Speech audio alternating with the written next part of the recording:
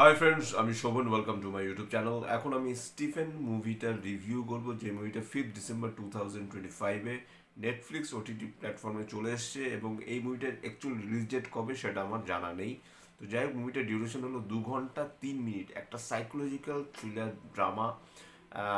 এই মুভিটা কিন্তু সবার জন্য নয়, শুরুতেই বলে রাখছি। তো যাদের হার্ট খুব উইক তারা কিন্তু এই মুভিটা স্কিপ করে যাবেন, এই কারণে কারণ এখানে বেশ কিছু খুন দেখানো হয়, এবং সেই খুনগুলো এত ব্রুটালিটির মাধ্যমে দেখানো হয় সেগুলো কিন্তু আপনি জাজ করতে পারবেন, বুঝতে পারবেন। তো যাই হোক, এই সিনেমার যে ক্যারেক্টারটা, মানে স্টিফেন, যে অ্যাকচুয়াল নাম হলো গোমাতি শঙ্কর, তার কিন্তু অ্যাক্টিং আমার খুব ভালো লেগেছে। ফার্স্টে কিন্তু সে কিন্তু তার ক্যারেক্টারটা কিন্তু এরকম থাকে না, কিন্তু সেই ক্যারেক্টারটা কিন্তু নটা খুন করার পর সে যখন ধরা দেয়, এবং একজন সাইকোলজিস্ট এবং একজন পুলিশ অফিসার রয়েছে, পুলিশ অফিসারের ক্যারেক্টারটা আমার বেশ ভালো লেগেছে, বেশ ইন্টারেস্টিং একজন ক্যারেক্টার। এবং যে সাইকোলজিস্ট রয়েছে তারা কিন্তু আস্তে আস্তে জানার চেষ্টা করে, যে তারা মিস্ট্রিটা আনফোল্ড করার চেষ্টা করে, যে কেন নটা খুন করে। এবং শুধু তাই নয়, স্টিফেন কিন্তু সে তার বাবা মাকেও খুন করে।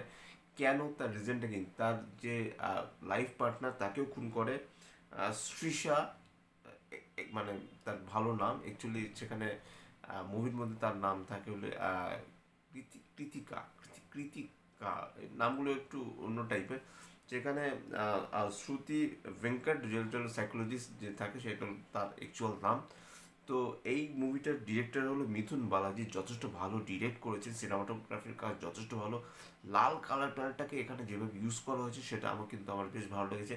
এবং এখানে থেকে থেকে কিন্তু স্টিফেনের মনের মধ্যে যে জিনিসগুলো চলে, সেখানে কিন্তু মাঝে মাঝে ব্যাকগ্রাউন্ডে দেখানো হয় একটা নাগরদোলাকে দেখানো হয়। দেখুন, নাগরদোলার সাথে কিন্তু আমাদের লাইফের কিন্তু ওঠা পড়ার একটা সম্পর্ক রয়েছে, সেটাকে কিন্তু যেভাবে এখানে মানে যে ফেসে জিনিসটা দেখানো হয়েছে, যে এবং নাগরদোলাটাকে দেখানো হচ্ছে রেড, সম্পূর্ণ রেড, সেই জিনিসটা কিন্তু এখানে যেভাবে স্টাবলিশ করা হয়েছে, এক কথা অসাধারণ। এবং স্ক্রিন প্লে যথেষ্ট ভালো, সাউন্ড ডিজাইন যথেষ্ট ভালো, এবং প্রপস যেরকম রয়েছে, কালার প্যালেট থেকে শুরু করে এভরিথিং ইজ ওকে। আমার কিন্তু দুর্দান্ত লেগেছে। সাউন্ডের কাজ বলুন, বিজিএমের কাজ বলুন, ডায়ালগস, যে রাইটিংয়ের কাজ বলুন, সব কাজ বেশ ভালো। এবং এখানে স্টিফেন যেরকম অভিনয় করেছে, মারাত্মক লেভেলের অভিনয় করেছে, মাইন্ড ব্লোয়িং অভিনয় করেছে। এবং সে যে খুনগুলো করে, খুনগুলো করার পর সে যে কনফেস করে, এবং প্রত্যেকটাই কিন্তু সে কনফেস করছে, তার একটা ব্যাক স্টোরি কিন্তু পরপর দেখানো হচ্ছে, সেটা কিন্তু আমার এখানে দেখতে বেশ ভালো লেগেছে।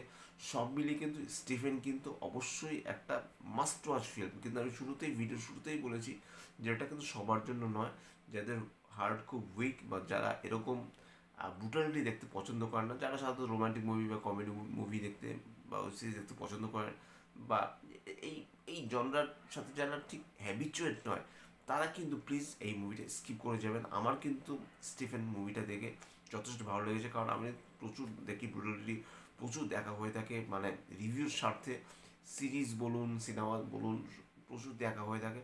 তো সেক্ষেত্রে আমি বলবো এই সিনেমাটা কিন্তু আমার দুর্দান্ত লেগেছে। বিশেষ করে একটা সিনের কথা বলতেই হবে, যেখানে স্টিফেন তার বাবা মাকে খুন করছে, সেটা হলো 31st মানে নাইট, মানে ইভ যেটাকে আমরা বলি, 31st ইভ, যেটা মানে 1 জানুয়ারির আগের দিন, যে দিনটা, সেই দিনটা কিন্তু অসম্ভব রকমের একটা কালো দিন স্টিফেনের পক্ষে।